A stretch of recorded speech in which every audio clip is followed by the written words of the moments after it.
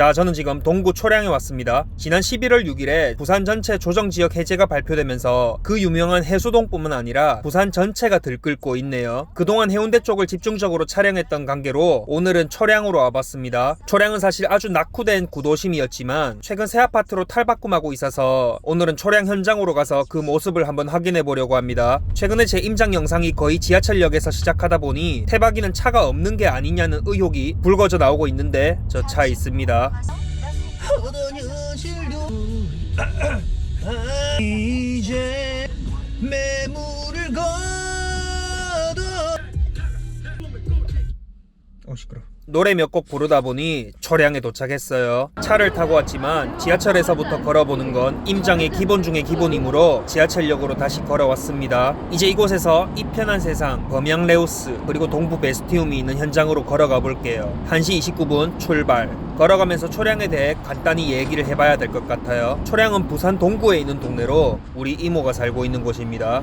다시 제대로 설명을 해보자면 초량은 부산역과 지하철 한 정거장 떨어진 곳으로 산만뒤에 빼곡하게 주택이 모여있고 초량 168계단, 모노레일로 유명한 초량 2바구길 등 부산 구도심의 향기가 진하게 풍기는 동네입니다. 사실 말이 좋아서 구도심의 향기지 다른 동네에 비해 많이 낙후된 구도심인 게 사실입니다. 하지만 지난 2016년에 분양한 이편한 세상 부산항을 시작으로 범양레우스 그리고 작년에 분양한 초량 베스티움까지 차례로 입주하게 되며 새 아파트 주거지로 변모를 앞두고 있고 추후 초량 2구역, 초량 3구역 재개발까지 입주하게 되면 4,000세대 규모의 주거 밀집 구역을 형성하게 됩니다. 더군다나 부산역과 가까운 입지 때문에 부산 최대 빅 프로젝트 북항 재개발의 수혜를 입는 배후 주거지 역할을 할 것이라는 의견도 있고 고층에서는 아름다운 북항 조망이 가능하기 때문에 투자로도 적합하다고 많은 분들이 평가하고 있네요. 물론 북항 재개발의 수혜를 입을 것인가는 지켜봐야 알겠지만 낙후된 동네가 뉴타운으로 급변하고 있다는 점은 좋아 보입니다. 조금 걸어오다 보니 초량역 초역세권 범양레우스 현장에 도착했습니다. 도보 1분의 거리인데 지하철역이 있는 큰 대로에 접해 있지 않고 한 블럭 안쪽에 들어가 있는 점이 일단 좋네요. 초량 범양레우스는 2016년에 분양한 주상복합으로 개인적으로 제가 호감을 가지고 있는 곳입니다.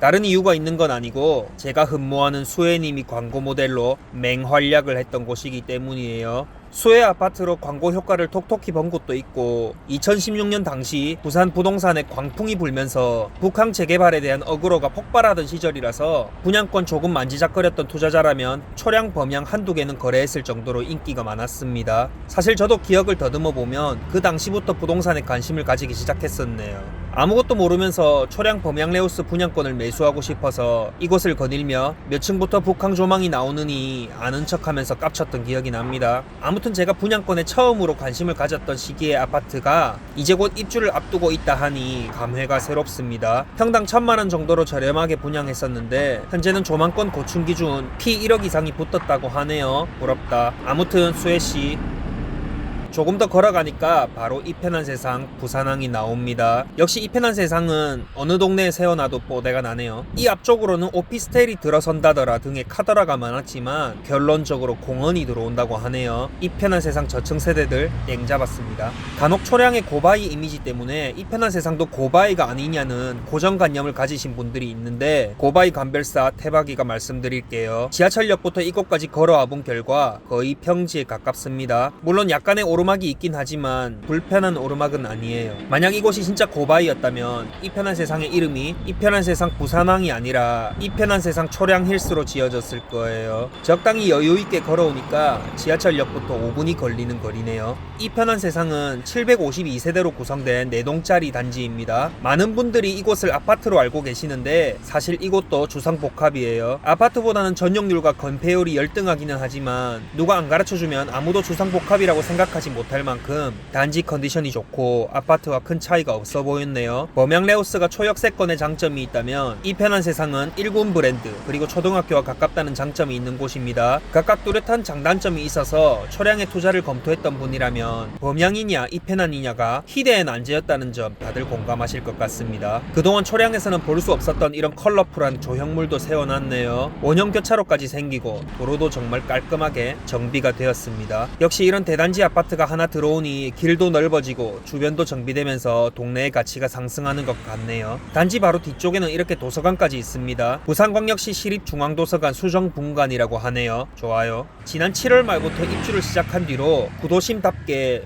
실수요로 꽉 채워지면서 3억 중후반에 분양했던 게 현재 호가 5.5억 원을 넘어서고 있습니다. 놀라워요. 그리고 조금 더 걸어가니 오늘의 마지막 타자 초량 동부 베스티움이 보입니다. 초량 베스티움은 2018년 5월에 분양을 한 곳입니다. 좀 전까지 봤었던 범양레우스 그리고 이편한 세상과는 달리 파리 대책 이후 부산이 하락장일 때 분양을 한 아파트입니다. 하락장임에도 불구하고 분양가는 그동안의 상승분을 다 반영해서 최근까지 미계약분이 있었던 단지입니다. 북항으로 밀어붙이면서 전 평형 1순위 청약 접수까지는 받았지만 다 팔지는 못한 거죠. 부산광역시 자료 기준으로 지난 9월 말까지 총 32세대가 미분양이었네요. 근데 여기서 한 가지 재미있는 게 있습니다. 지난 11월 6일 부산 조정지역이 해제된 후 하루 만에 투자자들이 미계약분을 싹쓸이해서 완판되고 피가 붙어버렸다고 하네요. 요즘 투자자들 정말 빛의 속도입니다. 아무튼 이것도 하락장이 아니었다면 장기 미분양이 날 곳은 아니었어요. 입지적으로 봤을 때 이편한 세상 2차라고 봐도 될 만큼 옆에 딱 붙어있고 초량 3총사 중에 유일하게 주상복합이 아닌 일반 아파트에다가 초품화이기 때문이에요. 더군다나 초량의 경우 북항 재개발 버프를 받을 경우 한순간에 치고 나갈 힘이 있기 때문에 상승장에 돌입했다고 판단한 투자자들이 부산 미분양 아파트 중 초량 베스티움을 가장 먼저 보고 줍줍했다는 건 어느 정도 일리가 있다고 보여집니다. 더군다나 미계약분은 계약금 5%의 혜택까지 주는 상황이었으니 투자금이 적게 들어가는 메리트도 크게 작용했을 거예요. 앞으로 부동산 투자를 계속 이어가면서 이번 사례가 힌트가 될 것 같다고 생각해봤어요. 안전 통로를 지나 위쪽으로 가봅니다. 여기가 초량 베스티움 주출입구가 생길 곳입니다. 앞으로 보이는 동이 남쪽을 보는 세대예요. 일조권이 좋네요. 그리고 제 왼쪽이 바로 초량 3구역 주택 재개발 현장이에요. 매우 낙후된 주택가 상가들이 남아있는데 현재 사업 시행 인가 준비 단계이며 추후 24층 5개 동으로 호반 베르디움이 들어온다고 하네요. 양쪽으로 아파트들이 들어오고 길이 깔끔하게 정비되면 확실히 신흥 주거타운의 느낌이 날 것 같습니다. 저 멀리 보이는 게 구봉산이고 그 아랫자락에 1700여 세대의 초량 2구역 주택 재개발이 있습니다.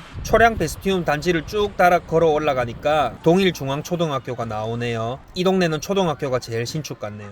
아무튼 오늘 이렇게 초량에 와서 신축 3총사의 현재 모습을 살펴보았습니다. 초량은 기존의 낙후된 이미지 때문에 여태까지 부산 사람들에게는 외면받고 저평가받는 느낌이 강했습니다. 하지만 외부인의 시각에서 봤을 때는 역시 부산의 가장 큰 호재는 북항 재개발이고 북항 재개발하면 인근의 신흥 주거지인 초량을 떠올릴 수밖에 없었다는 걸 이번 초량 베스티움 하루 완판 사건을 통해 느꼈네요. 투자를 할 때는 원주민의 오류에 빠지지 말고 외부인의 시각에서 객관적으로 바라보는 게 중요하다는 걸 다시 한번 생각해 봅니다. 자, 이제 배도 고픈데 초량 밀면이나 한 그릇 때리러 가야겠어요. 그럼 안녕.